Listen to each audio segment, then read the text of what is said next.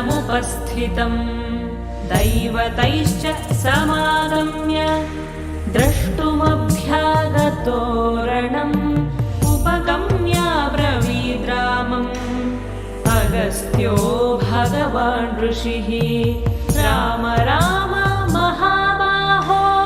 शृणु गुह्यं सनातनम् येन सर्वा नरीन् वत्स समरे विजयिष्यसि आदित्यहृदयं पुण्यं सर्वशत्रुविनाशनम् जयावहं जपे नित्यम् अक्षय्यं परमं शिवम् सर्वमङ्गलमाङ्गल्यं सर्वपापप्रणाशनं चिन्ताशोकप्रशमनम् आयुर्वर्धनमुत्तमम् रश्मिमन्तं समुद्यन्तं देवासुरनमस्कृतं पूजयस्व विवस्वन्तम् भास्करं भुवनेश्वरम् सर्वदेवात्मको ह्येषः तेजस्वी रश्मिभावनः एष देवासुरगणान् लोकान् वातिकभस्तिभिः एष ब्रह्मा च विष्णुश्च शिवस्कन्दः प्रजापतिः महेन्द्रो धनदः कालो यमः सोमो ह्यपाम्पतिः पितरो वसवः साध्या ह्यश्विनौ मरुतो मनुः वायुर्वह्निः प्रजाप्राणः ऋतुकर्ता प्रभाकरः आदित्यः सविता सूर्यः खगः पूषा गभस्तिमान् सुवर्णसदृशो भानुः स्वर्णरेता दिवाकरः हरिरश्वः सहस्रार्चिः सप्त सप्तिर्मरीचिमान् तिमिरोन्मथनः शम्भुः त्वष्टा मार्ताण्ड अंशुमान् हिरण्यगर्भः शिशिरः तपनो भास्करो रविः अग्निगर्भोदितेः पुत्रः शङ्खः शिशिरनाशनः व्योमनाथस्तमो भेदी ऋग्यजुस्सामपारगः घनवृष्टिरपाम्लित्रो विन्ध्यवीथीप्लवङ्गमः आतपी मण्डली मृत्युः पिङ्गलः सर्वतापनः कविर्विश्वो महातेजाः रक्तः सर्वभवोद्भवः नक्षत्रग्रहताराणामधिपो विश्वभावनः तेजसामपि तेजस्वी द्वादशात्मन्नमोऽस्तु ते नमः पूर्वाय गिरये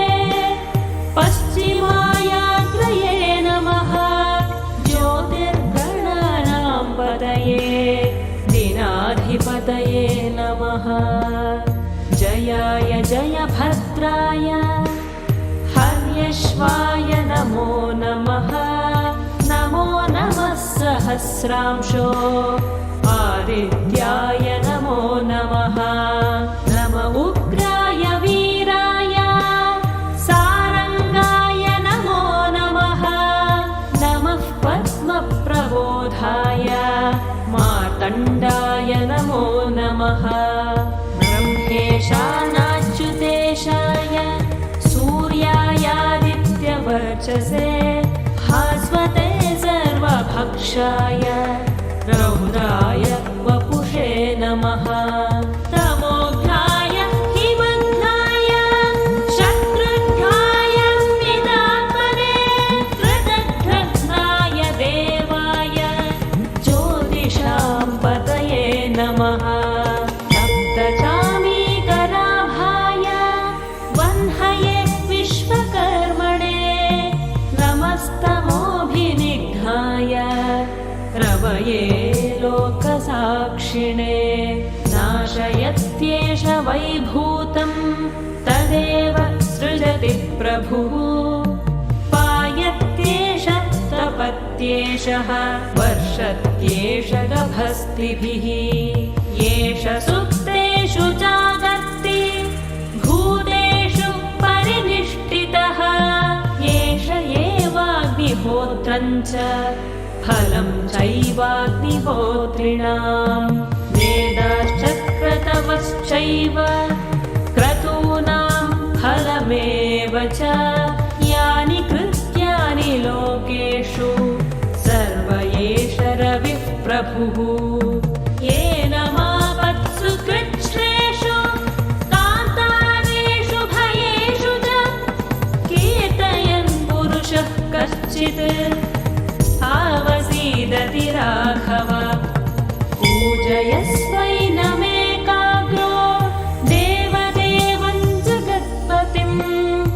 एतत् त्रिगुणितं जप्त्वा युद्धेषु विजयिष्यसि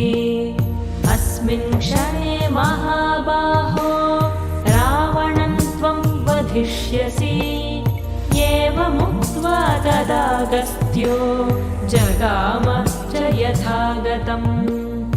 एतत् श्रुत्वा महातेजाः नष्टशोको भवत्तरा धारयामास सुप्रीतो राघवः प्रयतात्मवान्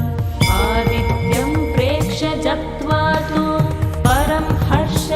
हर्षमवाप्तवान् त्रिराचम्य शुचिर्भूत्वा धनुरादाय वीर्यवान्